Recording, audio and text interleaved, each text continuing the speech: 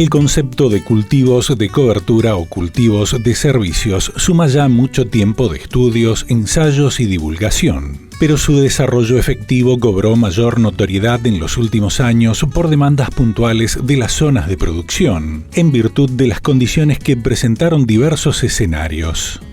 La teoría marca entre sus objetivos la mejora en la fertilidad del suelo y la calidad del agua, el control natural de malezas y plagas, más el incremento de la biodiversidad en sistemas de producción agroecológicos. El hecho de mantener las coberturas vivas y los rastrojos consecuencia de esa vegetación.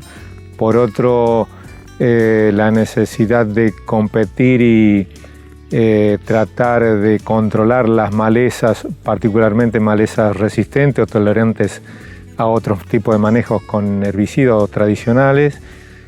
También la conservación del agua a través de esa cobertura que queda en superficie y que hace que la incidencia de la luz y del viento tenga menor efecto sobre la evaporación directa del agua sobre el suelo.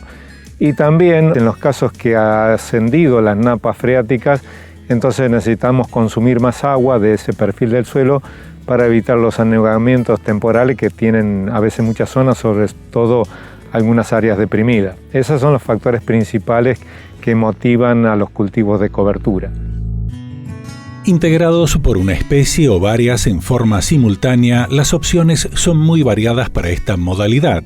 En algunos ensayos se destacan, por ejemplo, los resultados obtenidos con mezcla de vicia y avena sativa como antecesoras de soja de primera y vicia sativa pura como antecesora de maíz. Nosotros en particular utilizamos la vicia desde ya hace muchos años.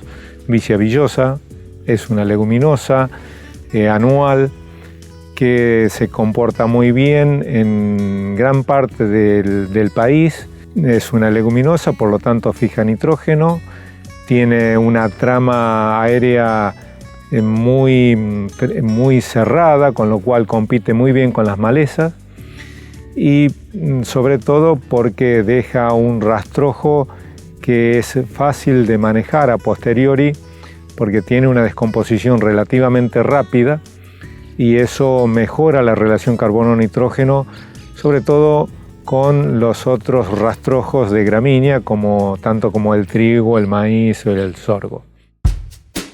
Un factor muy positivo es que se ha desterrado el mito de que los cultivos de cobertura compiten con los tradicionales de cosecha, hacia los que el productor apunta para obtener rentabilidad.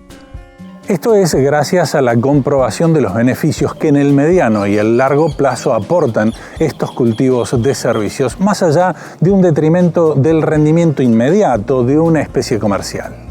Hay situaciones en particular que algunos cultivos de cobertura pueden eventualmente deprimir el rendimiento de un cultivo en un momento determinado como consecuencia de la competencia por algún nutriente o por agua.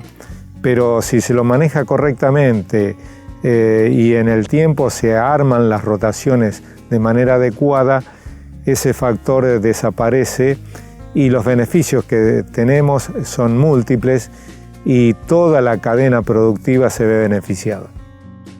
La falta de cobertura vegetal es una problemática general en secuencia de cultivos de verano y produce efectos negativos en la calidad y productividad de los ambientes agrícolas. El arrastre por lluvia o viento de los rastrojos, sumado a la paulatina descomposición de los mismos, genera superficies descubiertas durante la primavera e inicios del verano, momento de ocurrencia de lluvias de alta intensidad y capacidad erosiva. El tema crucial para el productor es la ecuación económica, que se mide en lo inmediato. Pero para esto existen múltiples variantes y se podría concebir un concepto mucho más amplio si incorporáramos la vegetación espontánea.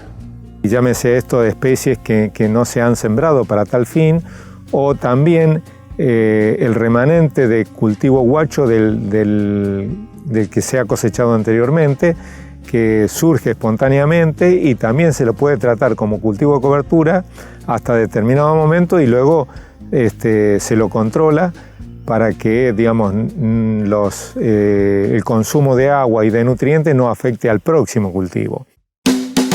Necesariamente debemos ocupar el suelo, ya que la masa vegetal que produce un cultivo de cobertura es el resultado del aprovechamiento del agua, nutrientes y radiación solar, que se desperdiciarían en ausencia de un plantío de invierno. Hablamos de la cadena de carbono, hablamos de la cadena de nitrógeno, y es necesario que eso lo tengamos presente para que retornemos la mayor cantidad de materia prima, además de lo que cosechamos y llevamos desde el lote, también el residuo que queda en el suelo, que es lo que nos beneficia para conservar la humedad y mantener la materia orgánica con todos sus beneficios. Incrementos en la materia orgánica y estabilidad estructural de los suelos. Aportes de nitrógeno por fijación biológica cuando se trabaja con especies leguminosas como las vicias. Mejoras en la eficiencia del uso del agua del suelo y competencia con malezas de difícil erradicación con herbicidas. Los cultivos de cobertura ayudan al control integrado de enfermedades y plagas, pero especialmente permiten reducir el tiempo del barbecho, en los que se crea el terreno propicio para el surgimiento de la vegetación espontánea. Y muchas veces esta vegetación espontánea son plantas que se comportan como malezas, y muchas de estas a veces son tolerantes o resistentes a los esquemas de control habitual que tenemos con los programas de herbicidas. Por lo tanto, tenemos que tratar de que eso no se perpetúe, tanto por semilla o por algún otro medio de reproducción que tenga la especie. Y con estos cultivos de cobertura, ocupando el lote, tenemos la posibilidad de competir contra estas especies que se comportan como malezas, y de esa forma controlarlo mucho mejor.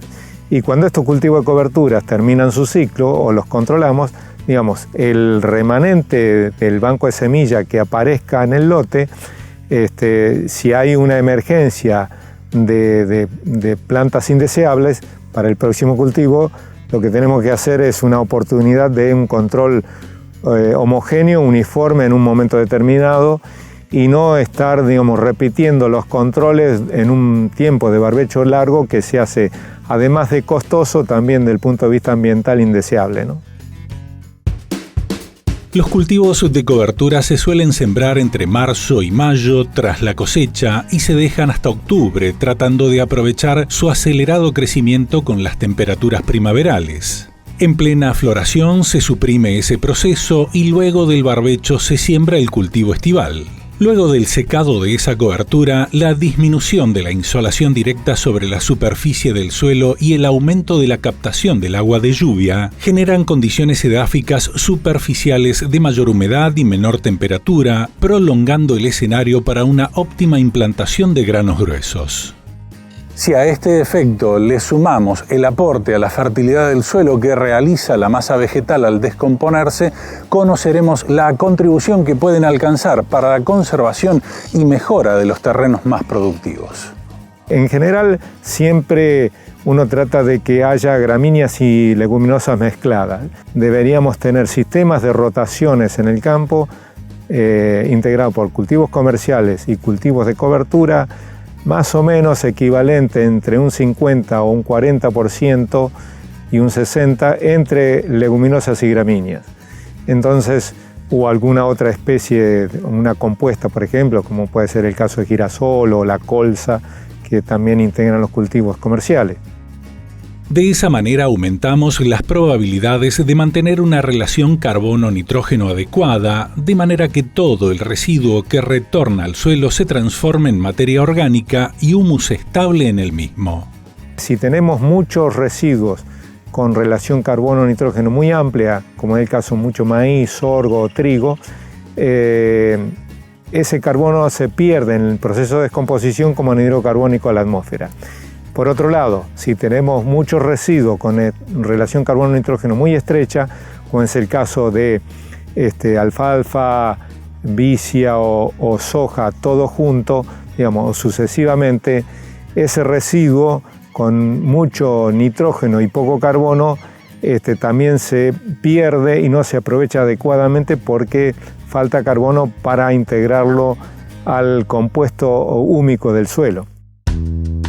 Con ese concepto, en el manejo de los cultivos de servicios se pueden ir adecuando las distintas opciones, ya sean gramíneas o leguminosas las elegidas para efectuar la cobertura. Romagnoli también citó la posibilidad de mezclar gramíneas con la vicia, en este caso unos pocos kilos de centeno, para que actúen como tutores de la leguminosa. La vicia es una planta rastrera y tiene zarcillos, y a veces con un acompañante o también con las mismas cañas de maíz o de sorgo, de girasol o de algodón en algunas zonas del norte donde se hace este cultivo. La vicia se trepa por estas cañas y adquiere mayor volumen, digamos, de follaje y mayor altura. De esa manera tiene mayor crecimiento y tiene mayores beneficios para el suelo. Pero insisto, la relación de un cultivo u otro tiene que ver con el esquema de cultivos que se utilice en el campo. Si solamente hago soja, bueno, lo más adecuado es acompañarlo con un cultivo de cobertura de gramínea. Ahora, si hago, además de soja, hago maíz, hago sorgo, hago trigo, yo me inclino por hacer vicia. Para definir la elección en cultivos de cobertura deberemos tener en cuenta la exploración radicular. Las gramíneas invernales, por ejemplo, presentan un sistema de raíces muy ramificado pero superficial en la generalidad, y como tal tienen un alto consumo de agua en superficie. Estos cultivos estructuran muy bien los primeros centímetros del perfil, dejando un residuo de descomposición más lenta, con una superficie más seca, que demandará mayores lluvias para garantizar la siembra de granos gruesos. En el caso de la leguminosa, particularmente en la vicia, y también puede ser el caso de melilotu o eventualmente la alfalfa como cultivo perenne, tienen un consumo de agua en profundidad, porque son raíces que alcanzan grandes profundidades y entonces absorben agua de 1, 2, 3, 4 o 5 metros o a veces más de profundidad y logran deprimir las napas que a veces están colgadas a mayor profundidad, y de esa forma favorece el flujo de agua en el suelo y comprometen mucho menos que las gramíneas la humedad en superficie. De manera que desde el punto de vista del consumo de agua podemos decir que las leguminosas consumen el agua de profundidad y preservan mucho más el agua de superficie, que favorecen la siembra inmediata a los cultivos posteriores, y viceversa, las gramíneas hacen a lo inverso, consumen el agua de superficie y no llegan a deprimir las napas en profundidades cuando este es el problema. Los tiempos de implantación de estos cultivos de servicios deben hilvanarse en función del plan agronómico establecido estratégicamente para cada uno de los escenarios productivos que dispongamos, de manera que la ventana tenga la amplitud apropiada y los efectos sean beneficiosos para el próximo cultivo. En ese sentido, se habla siempre de la conveniencia de efectuar la siembra con avión, ya que uno puede adelantarse a la cosecha, ganando tiempo para su germinación y maximizando así la competencia con malezas resistentes. Coincido totalmente, en la medida que se gane tiempo, todo es positivo, y justamente en lo que mencionaba anteriormente, o sea, si nosotros podemos anticipar 20 o 30 días la siembra del cultivo de cobertura, tenemos más chance de poder llegar a un estado fenológico adecuado para controlarlo o detener el cultivo de cobertura y sembrar el próximo cultivo, con lo cual ganamos tiempo y eso es positivo. Para ello habrá que prevenir la presencia de malezas que puedan impedir su desarrollo y medir el nivel de residuos existentes en la superficie al momento de la siembra, para garantizar el contacto de la semilla con el suelo. Y a veces aún habiendo condiciones de germinación, eventualmente como parte del sistema radicular queda en el aire hasta tomar en contacto con el suelo, porque la semilla germinó algunos milímetros o algún centímetro por encima de la superficie, esto la hace más susceptible a daños por frío durante el invierno. Entonces, esas son las razones por las cuales hay que tener presente y observar muy bien para decidir si se puede hacer una siembra aérea anticipada.